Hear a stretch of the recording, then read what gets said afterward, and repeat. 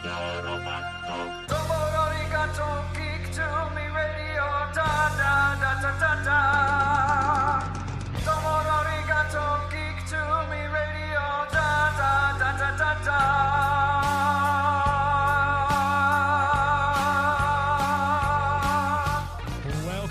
Welcome, geeks and nerds, girls and boys, to another brand new episode of Geek to Me Radio. Tonight, we have ToyMan Toy Show owner Chris McQuillen on, talking about his upcoming event, March the 9th, and a special guest he'll have that you'll want to meet. After that, executive chef Liz Schuster joins us to talk about the new Tenacious Eats event featuring the 20th anniversary of The Office at St. Louis Work and Leisure. All that and more. Stand by! We're talking TV, comics and movies, and video games. And if you don't know Star Trek from Star Wars, we'll try to explain. There are 12 doctors from Hogwarts houses, one ring rules them all. To be the greatest Pokemon master, you must catch them all. You must catch them all. Try to catch them all. Gotta catch them all. Gotta catch them all. And for those of you driving around the greater St. Louis tonight, listening to us on the Big 550 KTRS, hello to all of you. Thank you very much for tuning in. If you're streaming us on the KTRS app or on the KTRS.com website, we appreciate you finding us there. No video tonight as my executive producer, Joey V, is on vacation, hopefully someplace warm and tropical. We will have him back in March with a lot of great guests coming up in March. So make sure you make an appointment 10 p.m. Eastern, 7 p.m. Pacific every Sunday night, or 9 p.m. Central right here on the Big 550 KTRS. We have a full show tonight. My first guest has been on many times before, Chris McQuillen, owner of ToyMan Toy Shows, celebrating an anniversary this year. I believe it's the 35th anniversary of ToyMan, Chris? Yeah, can you believe it? 35 years in the same bat place and same bat time. That's crazy. And the year's been going strong so far. You had the voice of Lucy from the Peanuts at your first show this year, and you're following that up with a fantastic guest who I'm so excited about next month.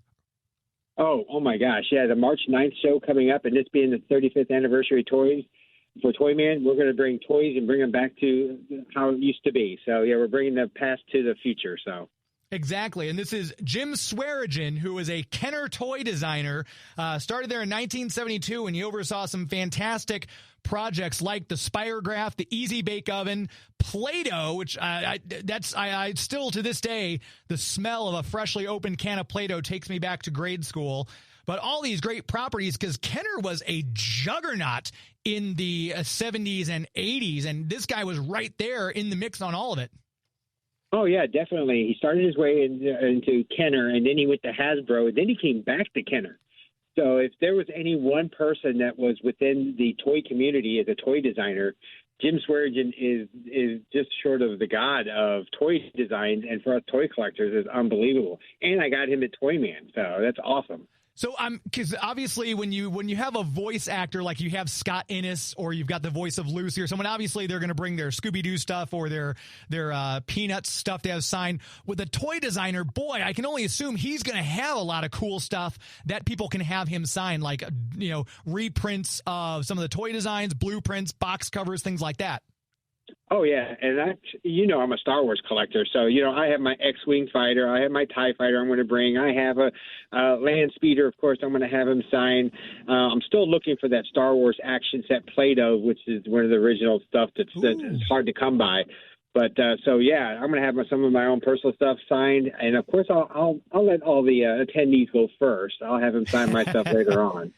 With the ToyMan Toy Show, with all the vendors you've got there, I'm assuming there's a lot of smart people there, like our friend Spike from the Lost in Space Collectibles, who are going to bring some Kenner stuff that they can buy while they're there from the various vendors to then go have Jim sign.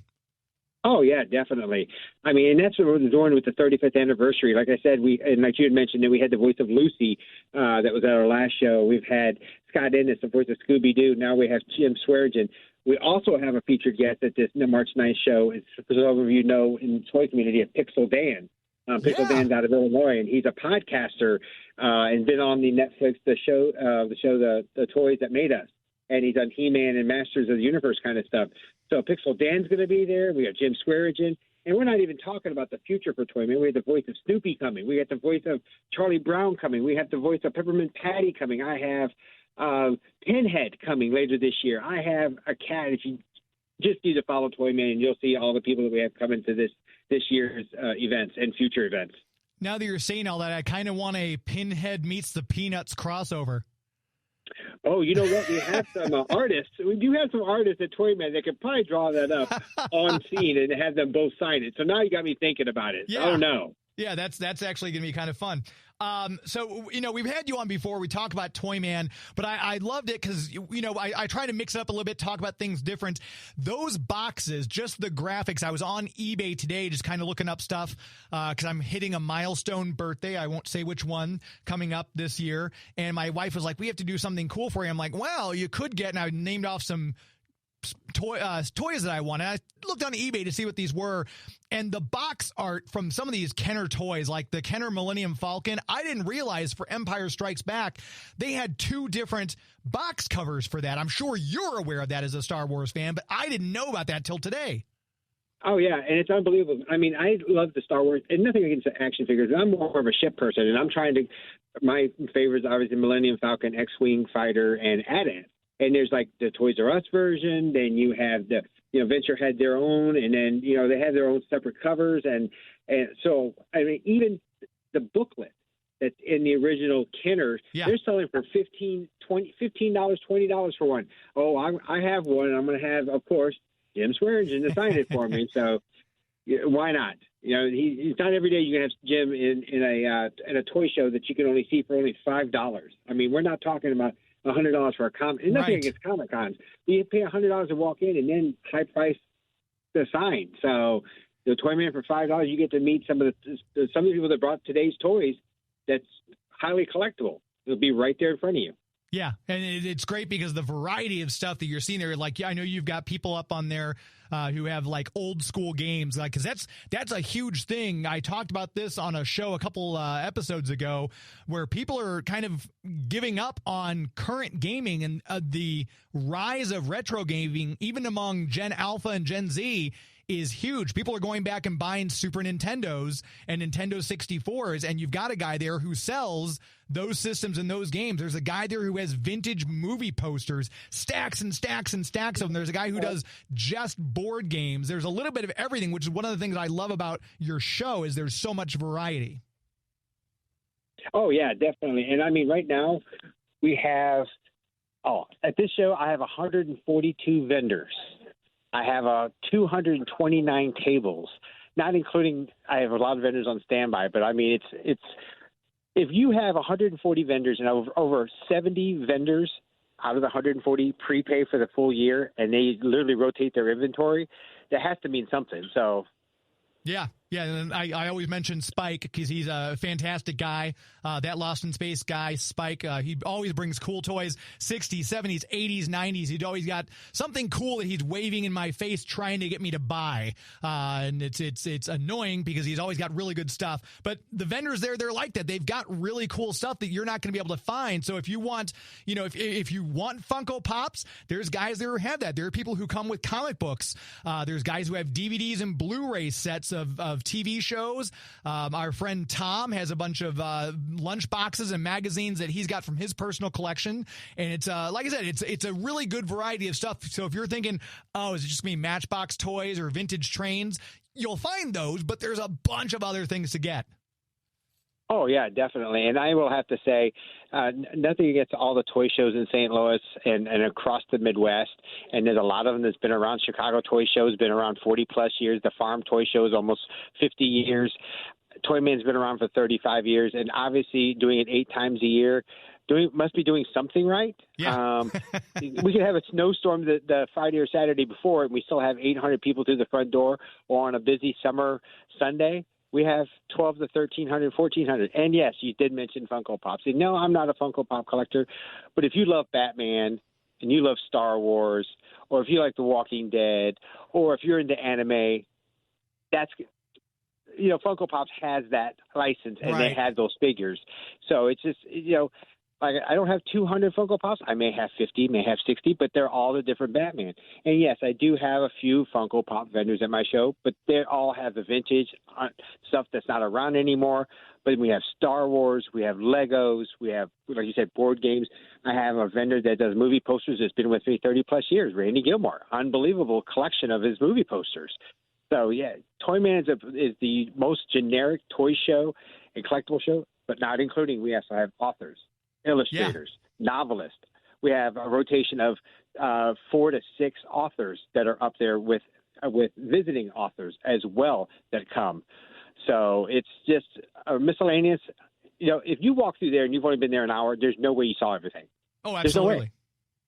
Yeah, No way at all. All the authors you mentioned, there's people who do custom crafts on the top floor. They've got all sorts of cool things, and like you mentioned, the authors and things like that too. So yeah, there's. I always want to tell people, if you're here, did you go upstairs yet? Because there's a whole other floor you haven't seen if you didn't go upstairs. Oh yeah, and I mean, and those a lot of those places that's upstairs that do the craftsmen that are considered artisans. There's a young lady up there that glass etches, hand glass etching. Yeah. So that's one of a kind. So if you want to do a birthday thing for a theme for your girlfriend that loves Batman, you can get something custom made. I mean, you want something custom made for a tattoo. We have artists up there that can do it. We have caricature artists that's going to be at the show. So there's things for your loved ones, your boyfriend or your girlfriend, husband, wife, otherwise. It's unbelievable what you can find at ToyMan. And if you didn't find it, you didn't ask. Right. Yeah, that's another thing, because I've been there before. I've kind of looked at stuff, and I can't remember the gentleman's name. He's like, is there something you're looking for? I said, well, I see you've got some Batman animated series figures, but I'm specifically looking for this one.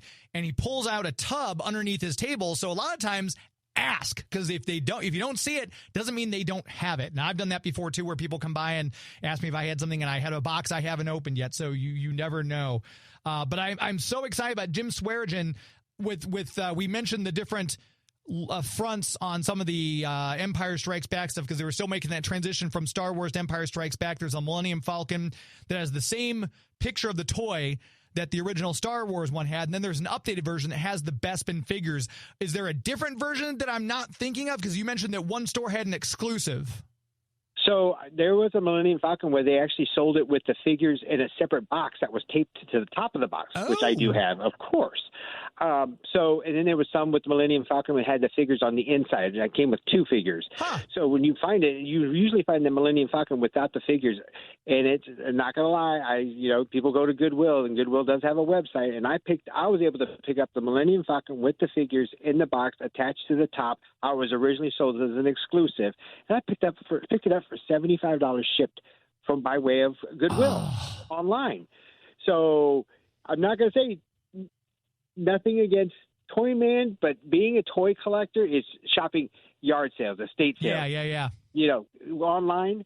But the best bet is coming to ToyMan for $5. You walk in, you have 140 vendors, you got 200 and some odd tables, and it's just it's basically a grocery store of vintage and collectible toys. Yeah. I mean, there's so much there, and there's usually it's hard for me to walk out, even if I set up to sell stuff. It's hard for me to walk out without getting something as well, because I'm usually seeing something that somebody has, and like, I don't even have that yet. But yeah, this will be a great time if you are a vintage Star Wars collector, or like we mentioned, Play-Doh. He worked on the $6 Million Man toys that they put out for that TV series.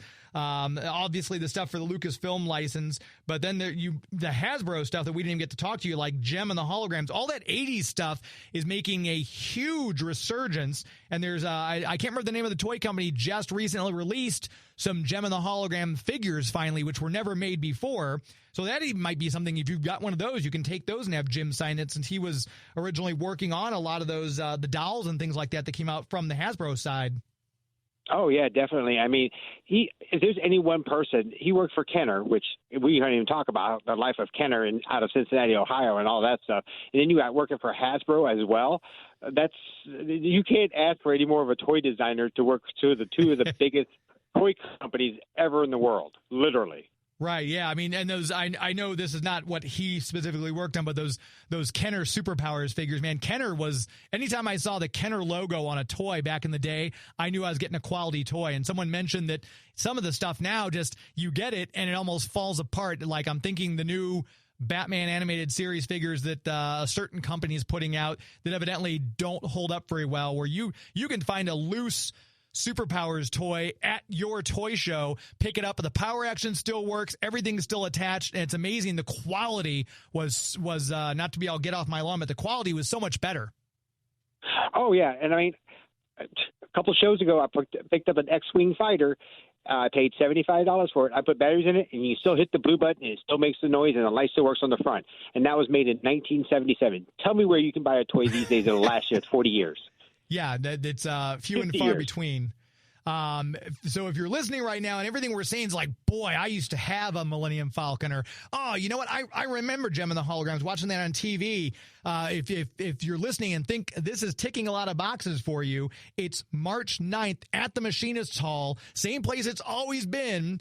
And you can come just for $5, like he said, get in, or you have the early bird pricing that starts at what time? That's an hour early, which is 8 a.m., and that's $15. So 8 a.m., an extra $10 gets you in. You can have first pick of the litter. You get to go through a whole hour early and really quick scope everything out before everyone else comes in for the regular admission price. So it's $5 to get in for the regular price, starting at 9 a.m., goes till 2 p.m. March the 9th, that's a Sunday. Mark it on your calendar. Bring your Star Wars or your Kenner stuff for Jim Swearingen to sign. If people want to find out more about the show, more about you, Chris, where would you direct them? We're on the website at ToyManShow.com, Toyman Show, if you hit hashtags or ToyMan STL. And if you don't want to take my word for it, and obviously James Enstall's word for it, go on YouTube. Simply type in Toyman St. Louis or TOYMAN Toys, and let everyone else that has dropped a video that talked about Toyman, they sell my show for me and for them. If you don't believe me, Google or YouTube Toyman Show, and you'll see what Toyman's all about. Absolutely. Check it out again. Facebook.com is the best place to look, and then go to the website and show up there, get your tickets, and bring your money so you can pick up all the cool stuff and meet Jim Swearingen, just one of the guests he's going to have this year so far. Chris, I always enjoy talking to you. Thanks very much for your time, and I will see you not next Sunday, but the Sunday after on March the 9th. Yeah, March 9th, a couple weeks. Sounds good. Thanks so much. I appreciate it. No problem. Thank you. Take care. There he goes. Chris McQuillen, the ToyMan. ToyMan Toy Show. Not a better time to be had if you're just looking for something to do on a Sunday morning, March the 9th. A fantastic time is guaranteed. Check it out. We're going to take a very quick commercial break. We're going to come right back. You're listening to Geek to Me Radio on the Big 550 KTRS. Please stand by. Hey, this is Greg Grunberg, Snap Wexley from Star Wars, and it's all Geek to Me, my friends.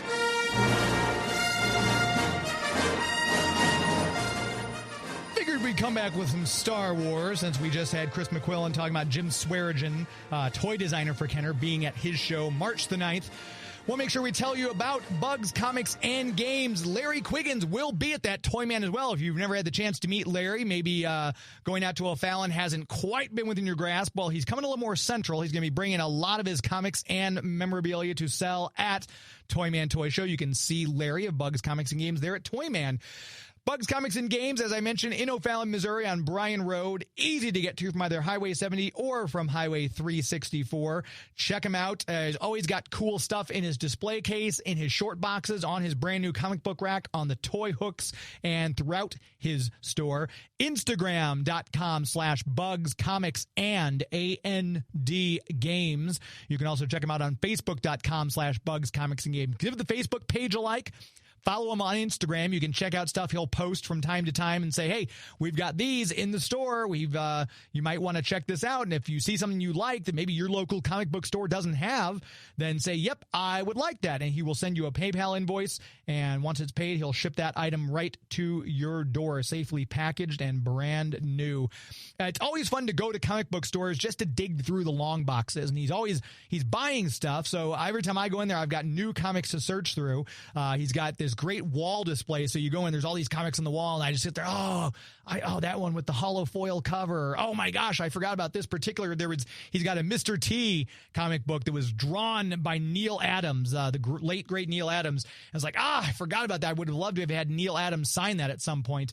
But maybe I'll get Mr. T to sign it. Who knows? Mr. T is doing Comic Cons, I'm sure.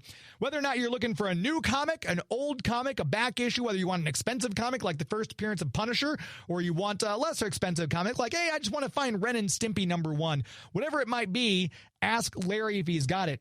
Give him a call at his number, or you can go by the store, which I always recommend because it's fun just to walk around the store and dig through the back issue bins and everything like that. Bugs, Comics, and Games. As I mentioned, Brian Roden O'Fallon, Bugs, Comics, and Games on Facebook and Instagram. Check them out. Very proud to have them as the official comic book sponsor here on Geek to Me Radio. Very quickly, we didn't get to this interview last week, and I'm going to get it in now. It's just 10 minutes with actor Scott Wolf talking about the new series he's in on Fox called Doc. We're going to play that for you right now. Right now, we're joined by actor Scott Wolf. You'll recognize him from fantastic projects like Party of Five, Spin City, Everwood, and more. The brand new series Doc airs Tuesday nights on Fox. Scott, how are you? I'm doing great. How are you today? I'm doing well. Thanks for the time. I love these medical shows, and one of the things I think as an actor, probably the hardest part, and correct me if I'm wrong, is memorizing all the medical jargon, because you've got to fire that out like you've been doing this and went to school for it. Am I correct? Is that one of the hardest parts for a medical series? You know, it's funny. It's the thing that people always think is the hardest part, and it's not easy. You know, some of the terminology is tricky, and like you said, you know, you just can't afford to be looking like somebody who's saying it for the first time, because these incredible doctors have said these things thousands of times. And so, but it's not that as hard as most people might think. You just have to do the work, do the preparation, and so once you figure out a way to get your mouth around saying the thing, and you've said it 100 times in your apartment or in your trailer, so that by the time you're saying it in front of a camera, it looks like you've said it a billion times. It's not as hard as most people think. Actually, it's a lot of it. I think that playing a doctor, so much of it, and look, every doctor is a human being, and every doctor is different. But I think somehow just trusting in your in kind of bedside manner and kind of how you carry yourself in that environment. There's like a confidence and at the same time a compassion, and that blend of things in terms of how you talk to patients, that balance almost is more tricky to me than any of the dialogue or the medical terms. We mentioned some of the great roles you played in the past. When you're playing a brand new character and you stepping into the role like Dr. Richard Miller, how do you as an actor, what's your process for finding the character, how he moves, how he talks, how he interacts? Do you kind of go off the script? Do you have a lot of questions for the directors and writers, or do you just kind of, I'm going to find this character as the series progresses and as I go along as an actor? Yeah, I mean, it's kind of a little of everything. I do feel like most of it comes off the script.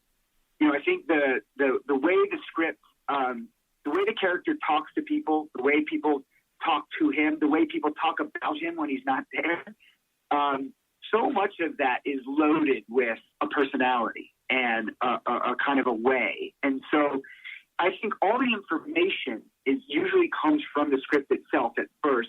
But in a TV series, in a feature film, you have all that information right from the beginning. In a TV series, that information is coming script by script, episode by episode. So it does develop.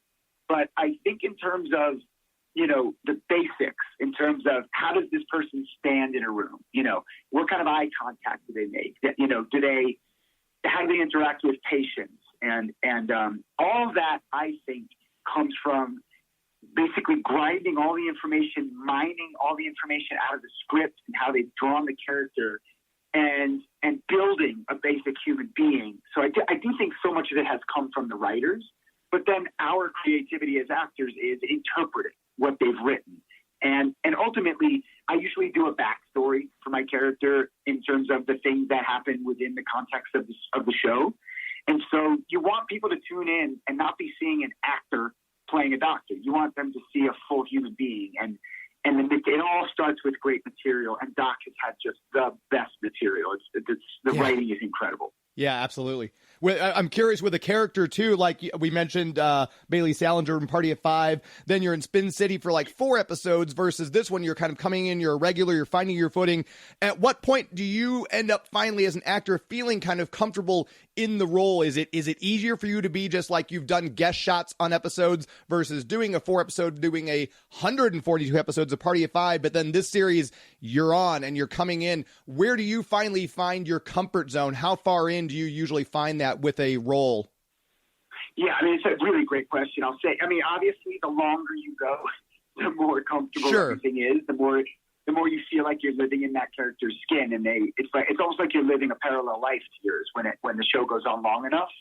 And I'll say it's really challenging right in the beginning because it feels like you do all this preparation, you do all these, like I just talked about before, you analyze the script and you mine information and you go, okay, well, he went to school at this place and he's this kind of doctor and he seems to talk to people this way. But the second you start filming, you're committed. And right. Those are kind of like, it's like sitting in front of a canvas with a paintbrush. Like the second you hit that canvas, you're underway. And those things, it's different than, painting, you can always start over. But for us on a TV show or playing a character, these become like indelible things. And they just become part of what is going to continue on for as long as the character continues on. So I think the most pressure is right at the very beginning. And as you go on, the more episodes you do, I feel like the more you just start to feel. Here's the thing. You have to ask yourself, what would my character do if this happened? Okay, so that happens to him. How does he react to that? Eventually, after 40 episodes, 60 episodes, you don't have to almost ask those questions. You almost just know how the same way we all react as human beings. So, yeah, there's more pressure in the beginning when you're trying to establish things and hope to serve the story well. But it always gets more deep, more rich, more interesting, and more relaxed the longer it runs. I have to ask because we have a lot of voice actors on the show and talking about Voltron 2016 Legendary Defender. You were on that. We had Jeremy Shadow. We had Josh Keaton and Bex Taylor Klaus and Kimberly Brooks. I'm curious, that role of Rax, how did you enjoy doing voice acting? And were you a Voltron fan originally? So I hadn't been exposed to Voltron all that much, but I was a huge fan once I finished. And loved playing that character, especially knowing that world and that show and those characters mean a lot to people. But it was a blast. I mean, incredible cast of voice actors that I loved getting a chance to be around and learn from. And yeah, I really loved doing that work, and it was really fun. You also get to like not comb your hair and wear sweatpants to work, which is fun. Absolutely. And I have to ask, Evening Shade with the great Burt Reynolds. How is working with him? And when you work on all these projects, I mean, we could spend another hour going down your IMDb resume, but like Saved by the Bell, even if it's just a couple episodes that you're on a show, what is something you learned from a particular actor that you've kind of kept with you and has helped you as an actor going forward in your career? I mean, look, I've been lucky enough. I've been lucky to work with some incredible people and some legendary people that I'm a huge fan of. Carol O'Connor, the great Archie Bunker, was on Party of Five as our grandfather. And, as you said, I got to work with Burt Reynolds, that was an amazing experience. And the one that I would sort of say above all that I've carried with me and tried to learn from and grow from was I got to work with Jeff Bridges on this great movie, White Squall. And Jeff was like, he's as talented as anybody, right? He's one of the great all-time American actors or actors in the world. And he has this incredible sort of fluid ability. He has this ability to just take whatever comes. Anything any other actor does, anything that happens on set, nothing kind of throws him because he's just like a river. And he's so in what he's doing.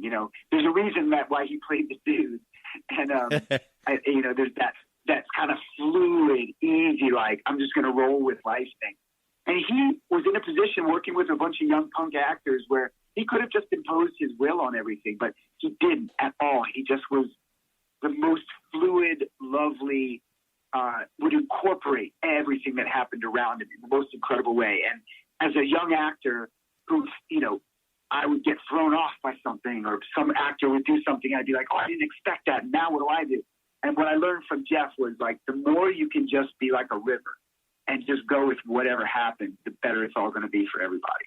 And my final question for people who are wanting it, maybe people haven't watched Doc yet on Fox, if you want to check it out, what is something, because there are so many medical dramas out there, in your opinion, if you were going to tell somebody, hey, this is one you really need to watch, so you need to watch Doc on Fox, what is something you think personally, having worked on the show, that really kind of sets it above some other medical dramas out there? Well, I think, like other medical dramas, it's got incredible cases where, hey, people are coming in, they're dying, they need this team of expert doctors to save their lives. So it has all the things that people know and love about hospital shows, but then it runs so deep. It's got incredible characters, incredible emotion. It's based on this true story about a doctor who got in a terrible car accident, lost 8 years of their lives, their memory. And so while there's an amazing hospital show happening where you get to, along with these doctors, try and figure out these medical mysteries and save people's lives, these people are going through the most incredible, difficult, challenging time of their lives. And this show has been shocking people with how engaging and emotional it is. And so if people haven't watched episodes, there are people 5 episodes in, 6 episodes in, or who are already fans, who are already seeing themselves in these characters and invested. If anyone hasn't, you can stream new episodes, or stream all these episodes on Hulu. Get caught up. It's an incredible ride. There's a lot of great stories on television. This is one of the best stories I've ever been part of telling. From the man himself, playing Dr. Richard Miller, Scott Wolf. Scott, thank you so much for your time. Continued success to you, and we look forward to seeing how things shake out in season 2 of Doc. Thank you so much. Thanks. Take care. There he goes. Great show. If you haven't gotten a chance to check it out, a really good cast featuring, obviously, Scott Wolf. We are going to take another quick commercial break. We'll be right back. We've got a loaded phone line. Chef Liz, Chef Steve. We've got Jordan and Raven from Work and Leisure talking about the 20th anniversary of the Office event. And we've got a pair of tickets to give away to one lucky listener. All that and more. Stand by. You're listening to Geek to Me Radio on the Big 550 KTRS.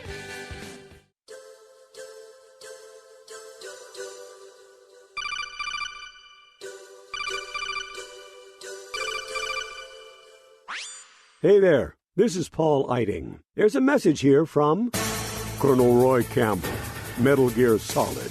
You're listening to Geek to Me Radio.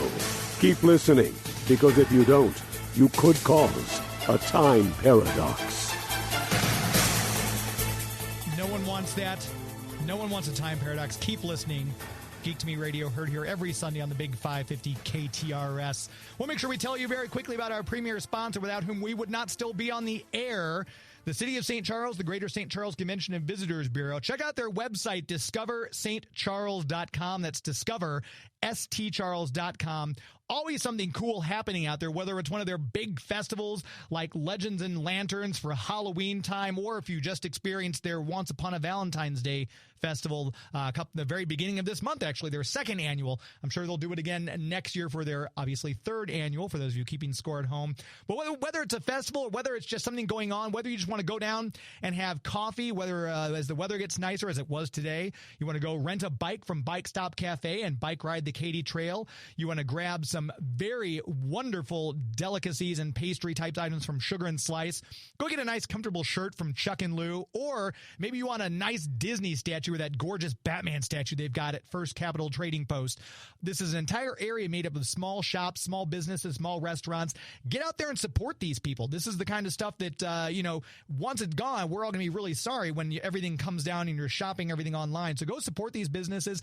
Get out and enjoy the fresh air. Get out and enjoy St. Charles. Historically awesome since 1769, as their catchphrase goes.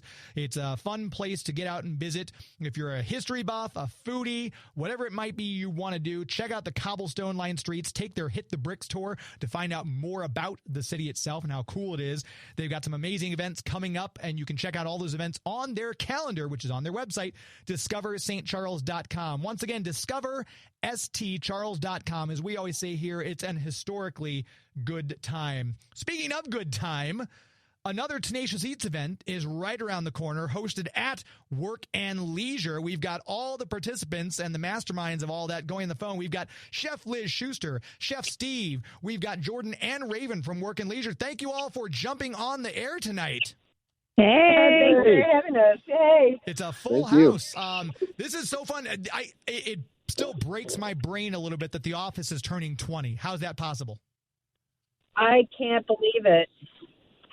It's bizarre. It's amazing to me to realize that it's been 20 years since it originally aired. I know. And it's still like we'll go through whenever my wife and I are kind of like, we're kind of tired. We don't want to sit down and start, a brand new Reluctant Traveler. We don't want to finish a full episode of Severance. So we'll pop on Netflix and we'll just watch an episode of The Office because it's comfortable. We know it. We've seen it before. It's always funny. It's one of those shows that kind of that humor just kind of, there's that nostalgia factor because we know it, but we love it. I'm going to start with Jordan on this. Jordan, who is your favorite Office character? Oh, I have to go with Dwight. He's kind of just steals the show every time he's on the screen. It's kind of a hard one to not pick. I would say, and Raven, what about you? I'm a Jim fan, sexiest man alive. That's right, he did. Yeah, mostly thanks to his work on Jack Ryan. But yeah, that's a great answer. Chef Liz? I'm going to say Kevin. Kevin, okay. I know I've worked with that guy before. And Chef Steve, do you have a favorite? I'm going to say Pam. I think I like her. Okay, see, I'm a Stanley guy. I like the kind of grumpy guy. I can identify with that. And if you're listening out there right now, we've got a pair of tickets to give away for this event, but let's describe the event a little bit. Chef Liz, tell us what people can expect from this event you've got coming up on March the 22nd. March 22nd is going to be a little bit different than normal event. We're going to have amazing courses. We're going to start the very first episode that fans vote on. We show that episode, and then we're going to go into a little bit of Kevin chili, which may or may not have carpet in it. And enjoy pretzel dip, and it's going to be loaded. Just make sure everybody agree can hear 5 rounds of Office script. Hope, did I lose you? So you just cut out. Hello? I'm going to try. Let me try dialing Chef Liz back. We've got Jordan and Raven who run Work and Leisure on the phone. Raven, while I'm dialing up Chef Liz, I'm going to get her back on the phone. I'm assuming you have some of your amazing cocktails planned for this event.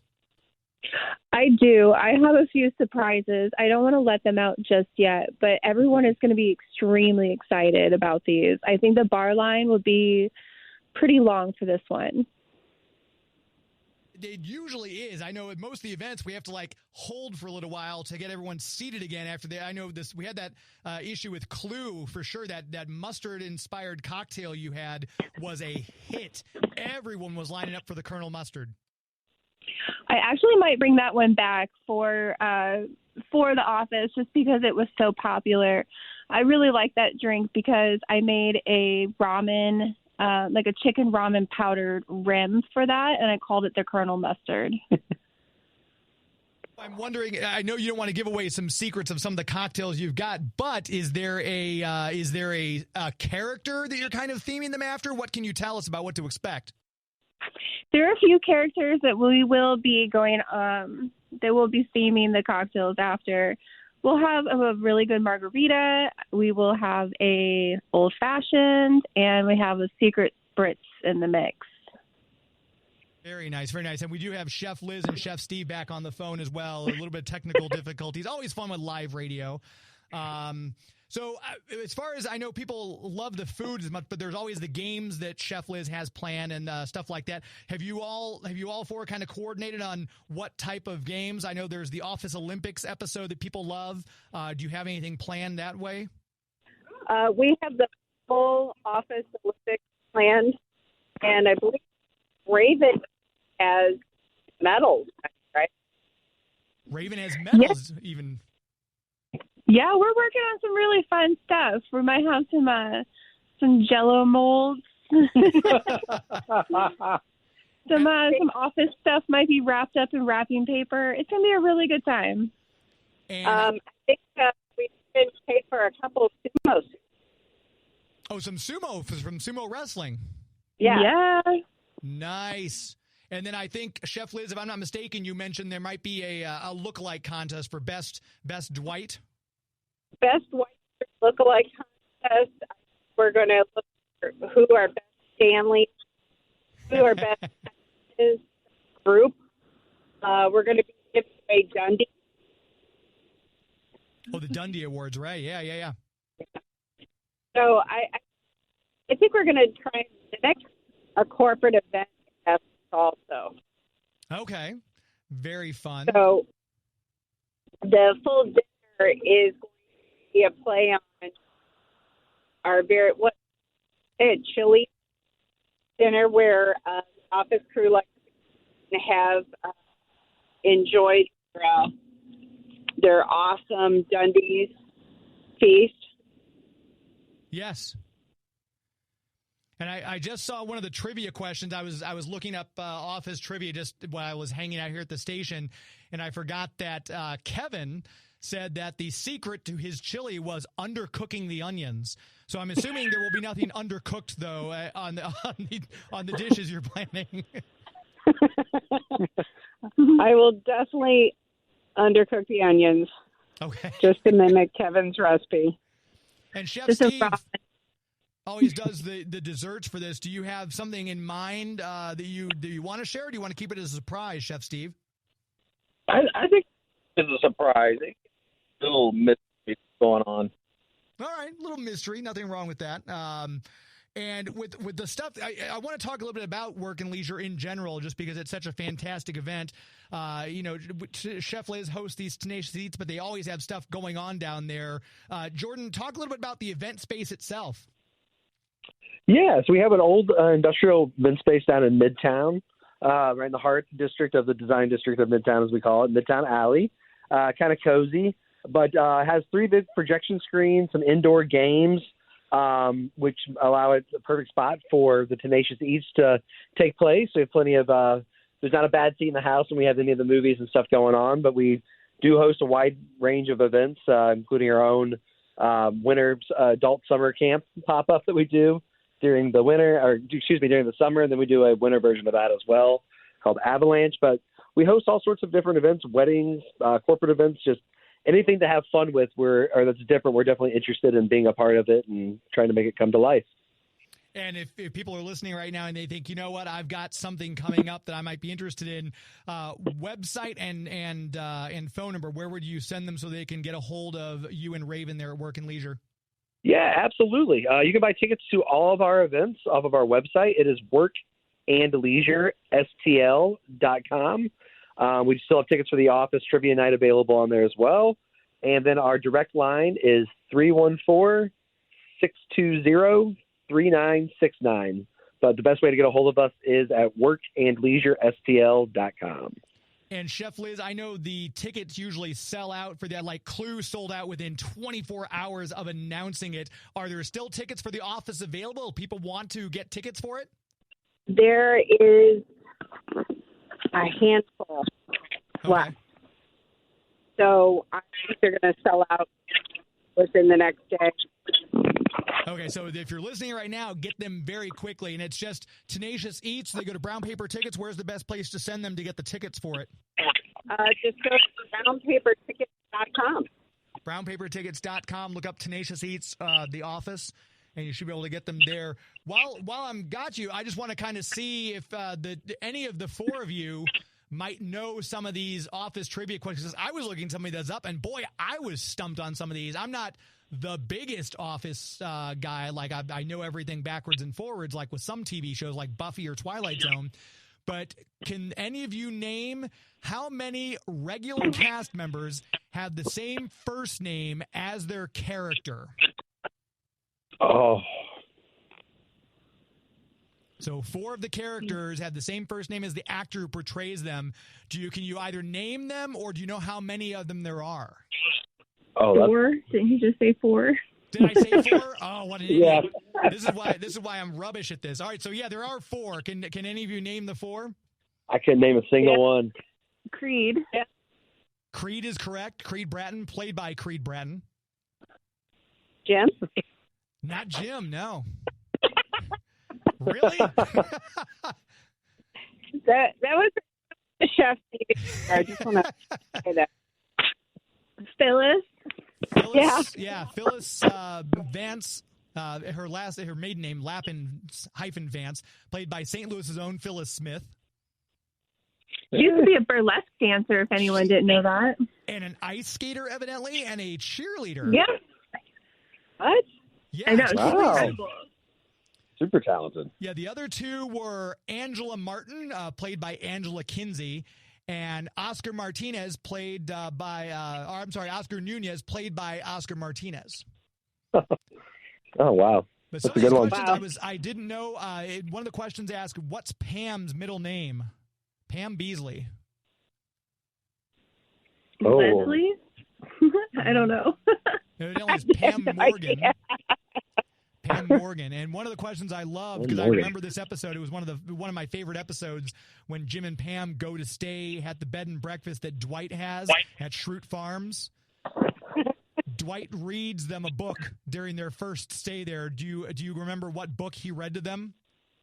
Oh, some creepy book, if I remember correctly. But what was the name of it? Oh my gosh! It was an unsettling book that if you're going to have someone read it to you, especially as people staying at a bed and breakfast. But This is why I stay in the kitchen. So you stumped me again, James. Harry Potter and the Deathly Hallows. Oh, yeah. Which is just like, why would you read that book to him? But it's a lot of fun to read some of these because obviously there are some hardcore Office people who would know every single one of these questions. And that's if you are a hardcore Office fan, this is definitely the event you want to come out for. Brownpapertickets.com. Just search Tenacious Eats. If you're listening to this after the fact in the show notes, tickets might be gone, but we will put a link. If you want to purchase tickets, if you're listening to this in the podcast version, go ahead and click on the link down in the show notes, and we will have that. We'll also have a link to Work Leisure STL's website if you want to check out the event space and maybe plan something coming up. Chef Liz, you mentioned another event, and you asked me about this, and as soon as you said it, I said I'm 100% in because I'm a huge Star Wars nerd. You have a May the 4th brunch coming up there at Work and Leisure. Well, Raven and I and Jordan were talking about celebrating a holiday that means everything.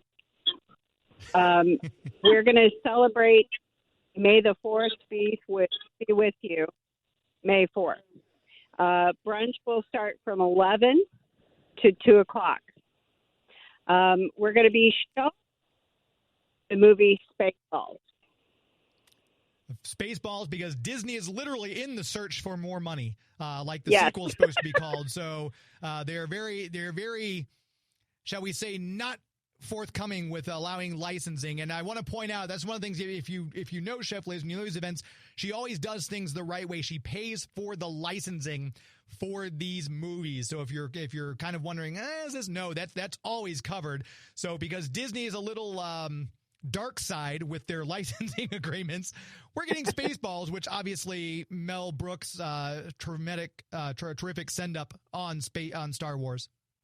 Well, as there's a second Spaceballs film coming out.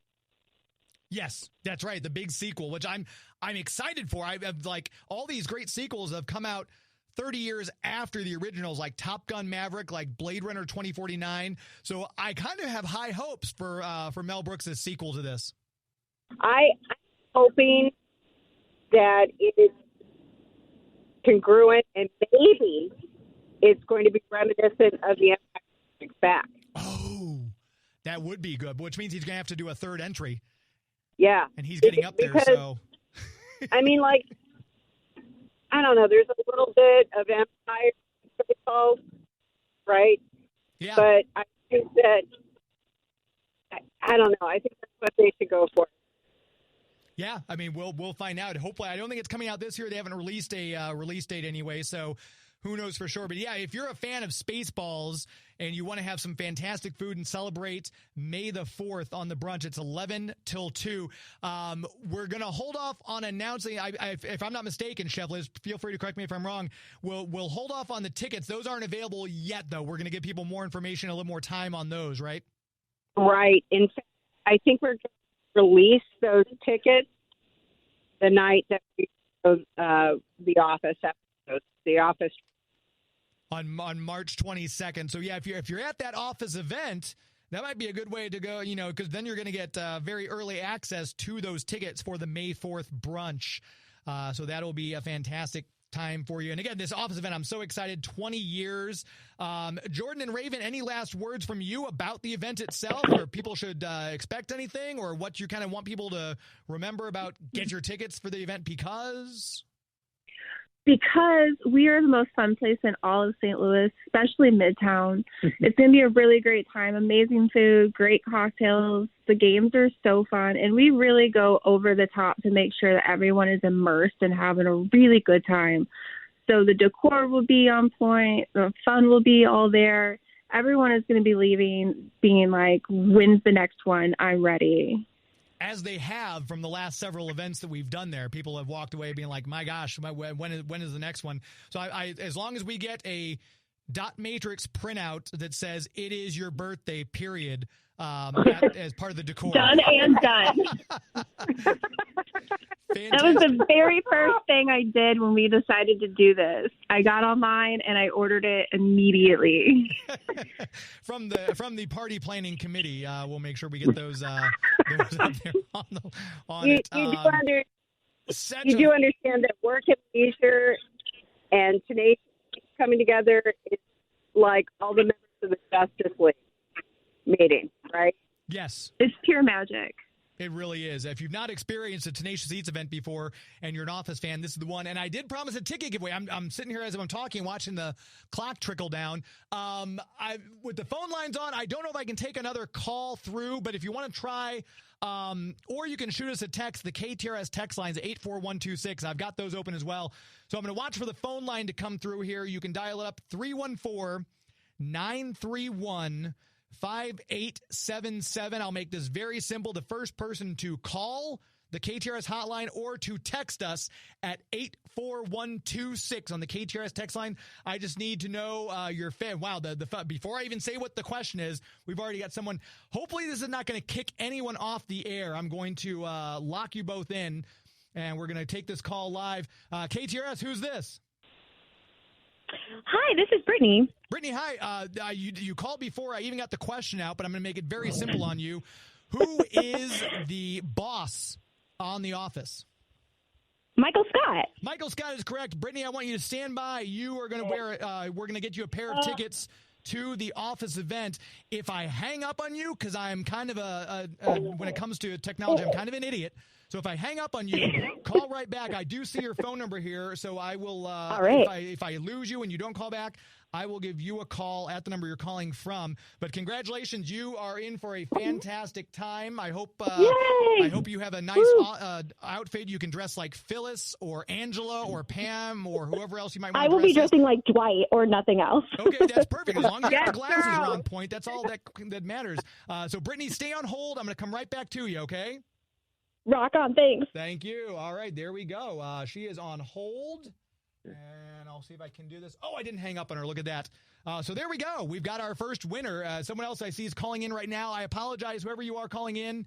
But you know what? Check out brownpapertickets.com. You can get tickets to the event for The Office 20th anniversary, which, again, just ouch, 20 years. And the link is available at workleisuresstl.com. Yes, workandleisuresstl.com, so make sure you check out that website as well. Chef Liz and Chef Steve, thank you so much. Jordan and Raven from Work and Leisure, thank you so much. I always love talking to the four of you. You're four of my favorite people in the whole world, and I cannot wait to see you here in just little over 3 weeks. My gosh. I know. Yeah, forward to it. Hope to see you before then, but if not, we'll definitely see you then. All right, sounds good. Thank you all. Have a good rest of your night. Thank you for your time. Good Appreciate night. it. Take care. Thank No problem. you. Anytime. There they go. Check out workandleisuresstl.com. Jordan and Raven run it. They've got a great staff. It's always a lot of fun. Chef Liz and Chef Steve, both from Tenacious Eats. I still see Brittany's on hold. So, Brittany, if you can hear me, stand by. I'm going to let me throw it to a quick commercial break. That's what I'll do. That way I can get Brittany's information. So we will take a brief commercial interlude. I'm going to get her information, and we'll come right back and wrap it up here on Geek to Me Radio. Please stand by. This is John Glenn, and you're listening to Geek to Me Radio.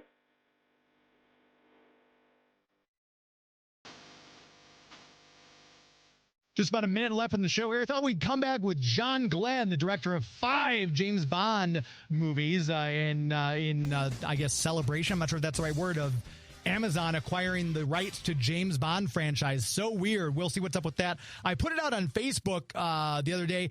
I think it'd be a great idea if you get Claire Foy, hire her, and we get like a Pennyworth series, except she plays a young M before she's M as we know her, played by Dame Judi Dench. Have a Dame Judi Dench voiceover, kind of like Blade Runner, where Dame Judi Dench narrates as Claire Foy goes through her adventures, and call it Young M or something like that. I think that's a fantastic idea. Amazon, if you're listening, call me while we can talk.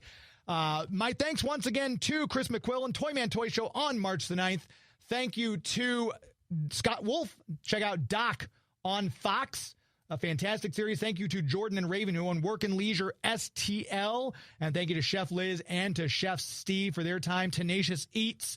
What a fun time that's going to be coming up here on March 22nd for the Office 20th anniversary. It's been a lot of fun. Thank you to my sponsors, Bugs Comics and Games and Discover St. Charles. I appreciate all that my sponsors do to help keep me on the air, and I thank you, my guests. Thank you to all you for listening, and congratulations again to Brittany for winning those tickets. We'll be back next week, next Sunday. We have a fantastic show. We're going to have Deb Hayes on talking about the upcoming Big River Comic Con in Hannibal, and we're going to have the voice of the Crypt Keeper, John Kassir, is going to join us. A fantastic way to kick off March. Thank you to all of you who listen every week, and until next week, my friends. The way you play Mario Kart. It's not in the way you look when you make Game of Thrones references. That's our show.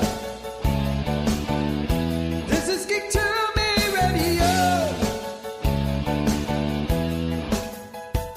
That's our show.